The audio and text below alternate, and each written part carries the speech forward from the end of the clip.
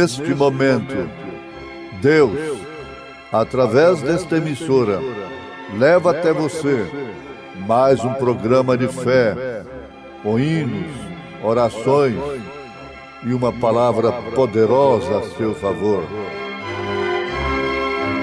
Fé para vencer o mundo. Somente crer, somente crer, tudo é possível, somente crer, somente crer, somente crer, tudo é possível, somente crer. Visto como seu divino poder nos deu tudo o que diz respeito à vida e piedade, pelo conhecimento daquele que nos chamou para a sua glória e virtude, pelas quais Ele nos tem dado grandíssimas e preciosas promessas, para que por elas fiqueis participantes da natureza divina, havendo escapado da corrupção que pela concupiscência há no mundo.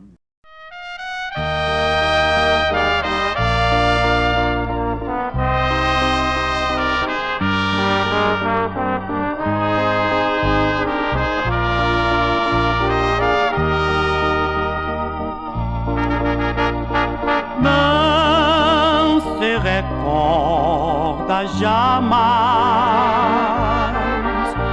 do mal que aqui pratiquei.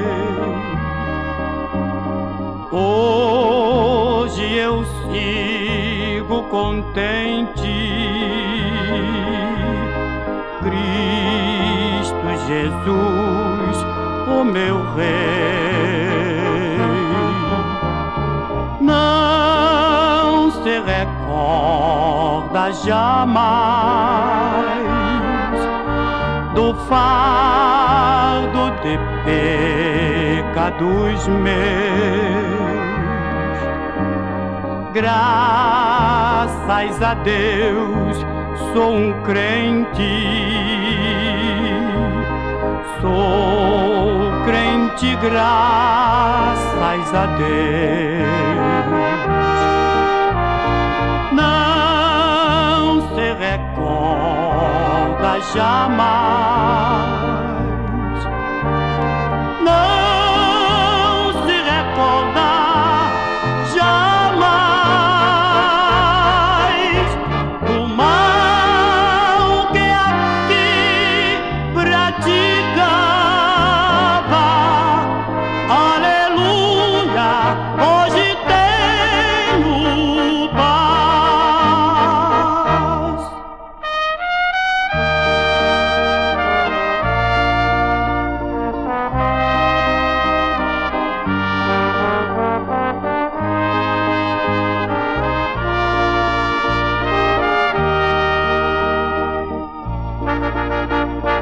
Não se recorda jamais dos atos de abominação. Hoje eu sigo cantando com Deus no meu coração. Não se recorda jamais de tudo de mal que já fiz. Hoje distante do mundo, eu sou um homem feliz.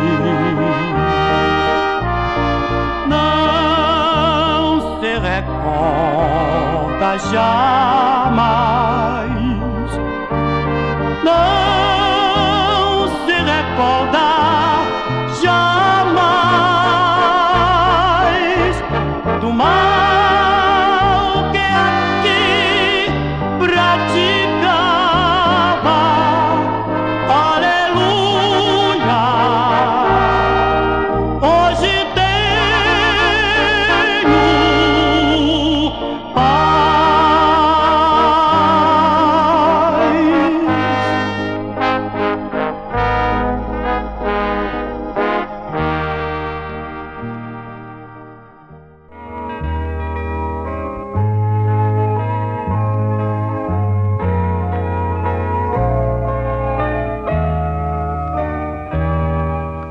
Certa feita, respondendo perguntas de um jornalista, enfrentando o interrogatório de um jornalista por quase 1 hora, ele, por fim, quis me apanhar sobre o assunto do transplante. A coisa estava no auge. Transplante de coração, transplante de rins. E o João Boiadeiro estava comendo ovos fritos e, pelo que ouvi, até tomando cachaça com o coração de outro. Isso ficou na história. Nós temos até uma moda sertaneja em torno do assunto, que é até muito bonita, muito triste, não é? Muito bem, então ele disse, o jornalista disse: bom, pastor, a ciência vai transplantar o cérebro. E agora eu quero fazer uma pergunta para o senhor. Quando a ciência tirar o cérebro de um homem que não fuma, que não bebe, que não mente, que não prostitui, e colocar ali o cérebro de um mentiroso, de um adúltero, de um fumante, beberrão, qual vai ser o comportamento daquele homem crente que recebeu o cérebro de um descrente? Jesus disse que não era para nós pensarmos o que haveríamos de responder quando estivéssemos diante de tais circunstâncias. E ele cumpre a sua palavra.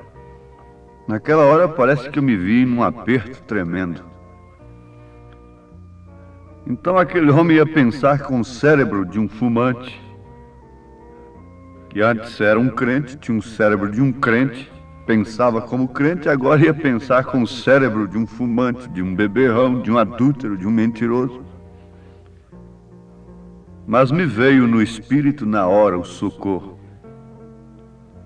A ciência pode transplantar até mesmo o cérebro, coração e todos os órgãos, mas nunca poderá transplantar o espírito do homem, a sua alma. O homem é composto de corpo, alma e espírito. No corpo o homem pode trabalhar, pode trocar órgãos, trocar braço, cérebro, olho, coração, rins. Mas na alma, no espírito, só há um que pode. Mas ninguém, não é o doutor fulano, nem o cientista ciclano, nem quem quer que seja. É o autor e o consumador da fé. É o mesmo que o senhor me perguntar: bom, aquele carro tinha um motorista que fazia isto, aquilo outro. Era um motorista que o dirigia para determinados lugares ilícitos e para determinados fins negros, horríveis. Depois ele vende aquele carro e aquele carro vai parar na mão de um homem idôneo, de um homem sincero, de um homem que ama as coisas honestas, de um crente. Aquele carro não vai andar mais para aqueles fins que ele andava antes, não vai servir mais para aquilo, vai servir para outras coisas, para conduzir a família. Por isso, quando se compra um carro usado, deve consagrá-lo a Deus, santificá-lo. Quando se vai dormir num quarto de hotel, qualquer coisa, deve se ajoelhar antes, expulsar espíritos adúlteros, de crime, de roubo, de desastre, destas coisas todas, não com superstições, mas o crente que ora com convicção, consagra e santifica a sua comida, onde quer que seja, num restaurante, em qualquer lugar. Então, se ele consagra a sua comida, ele deve consagrar a sua casa, o seu leito, a cama onde ele vai dormir na viagem, o carro deve ser consagrado ao Senhor. Muito bem, amados. De todos os modos, o que manda é o piloto. E no caso deste veículo humano, é o piloto, é o homem da máquina lá embaixo que manda. É a alma, que é a natureza do espírito.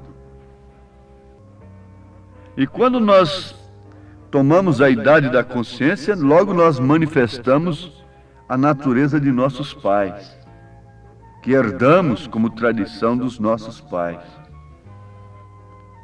Mas, se aquela alma é uma semente que vem de Deus, ou mais cedo ou mais tarde, aquela semente deverá manifestar a sua natureza, vinda de Deus. Por muito tempo a semente pode ficar na terra seca. E somente quando cai a água é que ela brota, ela germina e mostra a sua qualidade, a sua natureza. Por muito tempo a semente do lírio fica dentro do lodo, mas um dia ele brota e o sol o chama para fora e manifesta a sua beleza, a sua formosura, manifesta o seu perfume e oferece suas virtudes para as abelhas que buscam nele o ingrediente especial para o mel. Oh, sim, o profeta de Deus, fugindo dos bailezinhos que seus pais faziam em sua casa, ele passava a noite no mato. E um dia ele pôde ver ali uma florzinha, num lugar que antes ele tinha feito fogueira ali, acendido fogo para passar a noite. E logo depois do fogo veio a neve. Então aquele pedaço de terra, aquela porção de terra ali tinha sofrido fogo e neve, gelo. Mas, no determinado tempo, ele chega ali e vê uma florzinha e pergunta para a florzinha: onde estava você, florzinha? Que não morreu com o fogo? Que não morreu com o gelo, com a neve? Onde estava você? Estava escondida, hein? Você estava lá dentro, hein, florzinha? Em forma de uma semente, guardada, escondida. Mas agora você está aqui manifestando sua beleza. Onde estava você, florzinha? Oh, meus amados, isso é tremendo. Isso é maravilhoso. Isso é que é o Evangelho. Isso é que é o segredo de Deus. A natureza do crente, do verdadeiro cristão, é manifestada justamente através da palavra de Deus, que é a água que cai sobre a semente que estava ali no seio da terra, que estava ali no lodo, que estava ali no pecado, que estava ali num corpo, num veículo que, por tradição, manifestava somente o pecado.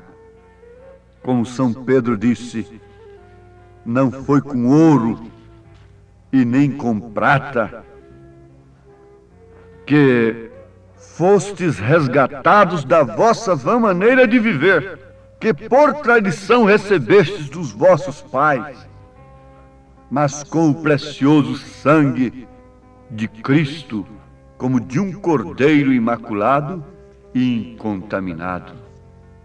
Oh, falamos em ovelha, falamos em cordeiro, e estamos falando em natureza, então deve-se pensar muito na natureza do cordeiro. Como cristãos, como filhos de Deus, devemos herdar a natureza do Pai. Como o filho herda a natureza do pai, terreno, naturalmente, o seu físico. Pedro está dizendo que nós herdamos dos nossos pais. Mas se somos filhos de Deus, então herdamos a natureza de Deus. Ele diz assim: visto como o seu divino poder nos deu tudo o que diz respeito à vida e piedade,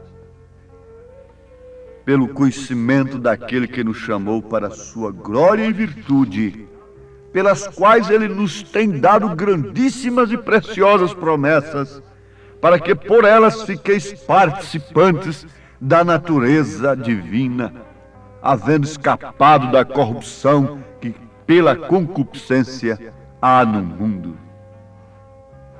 Isso é de chamar a atenção daqueles que de fato gostam e amam a verdade e buscam esta água que rega a sua natureza, vinda de Deus.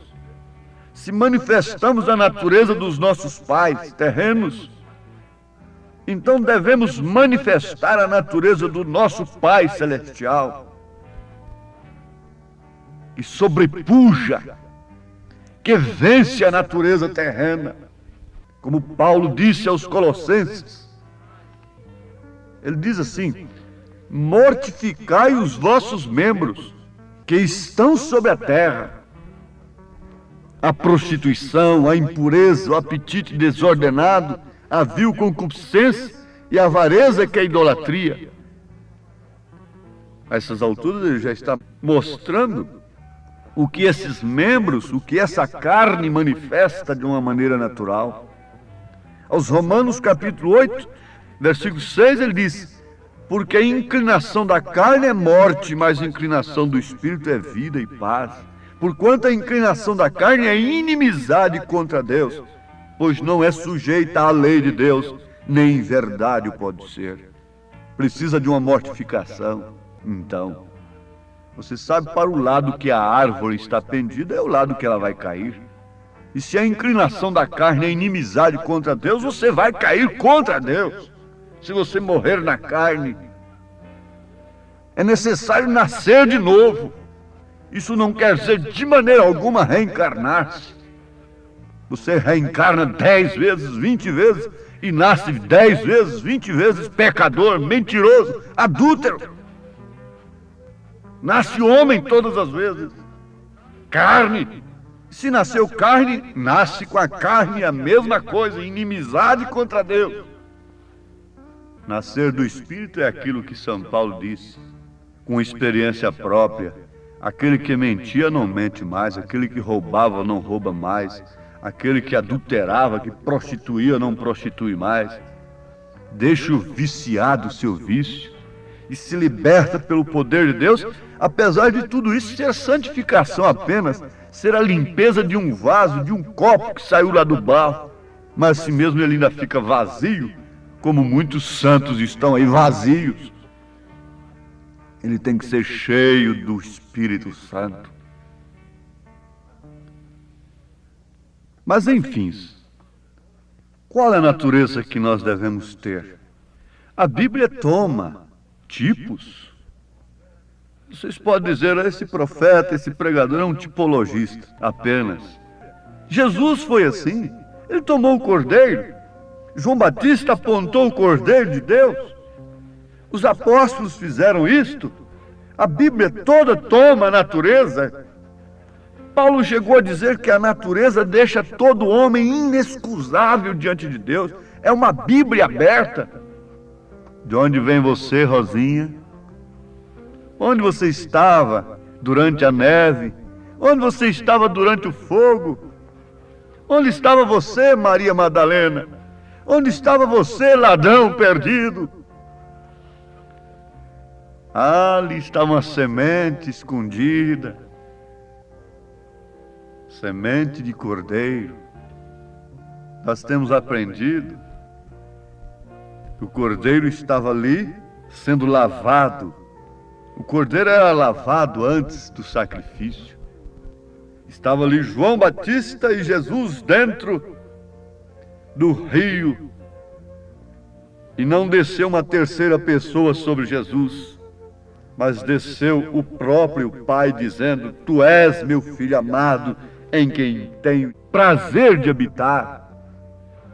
O Espírito Santo em forma de pomba, não de pessoa, representando a ave mais pura que há no espaço, a pomba.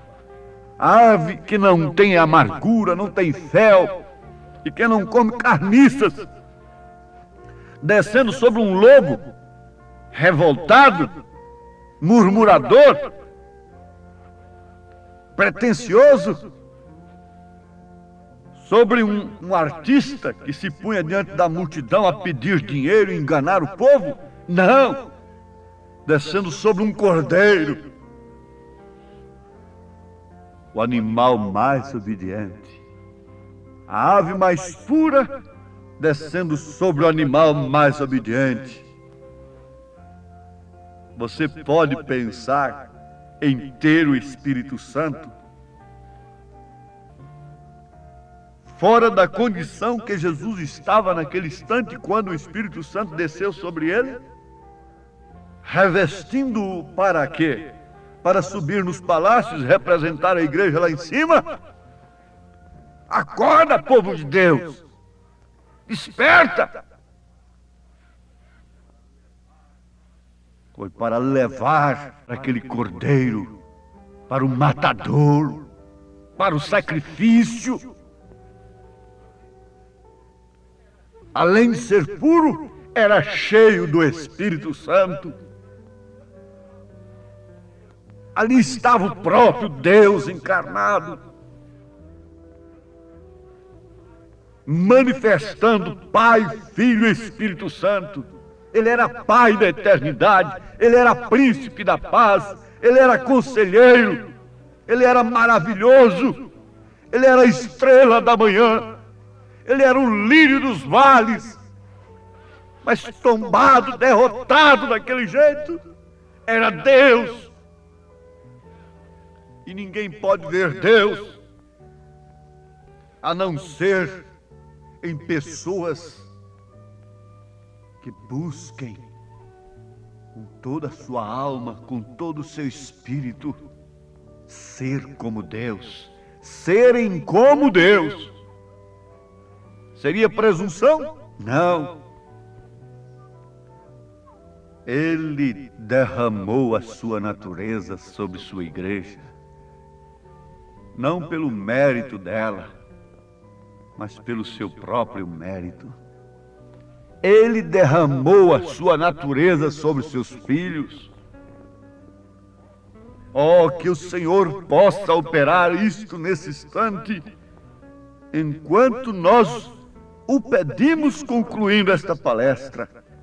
Senhor, derrama sobre nós a natureza do Senhor, em nome de Jesus Cristo. Amém.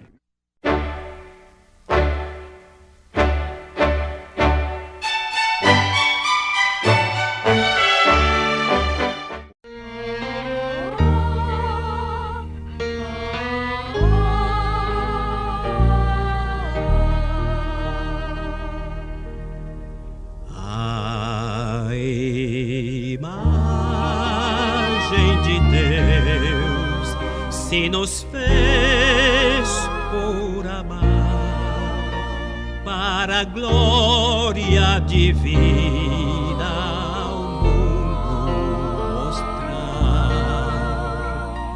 Mas o homem falhou e de Deus se afastou, sem ao menos prever o que iria perder da eternidade, pois Deus planejou a redenção da cruz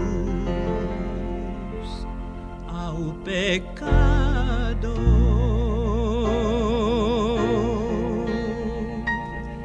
E da glória dos céus ele ao mundo desceu, pra de novo nos legar a imagem de Deus.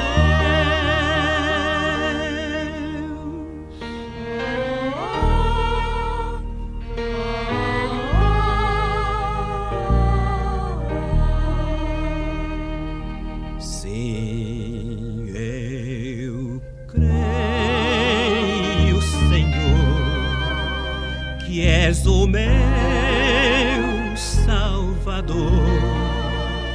Meu pecado tirou, mas o preço pagou. Viverei pra cantar tão real salvação.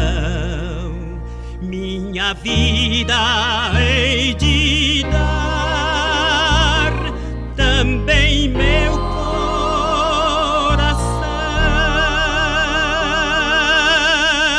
Nunca compreenderei tão grande amor que o seu filho deu ao pecador.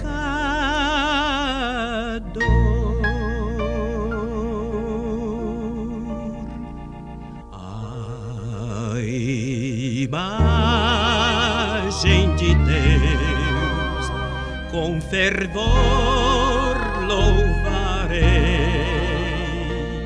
e enquanto eu viver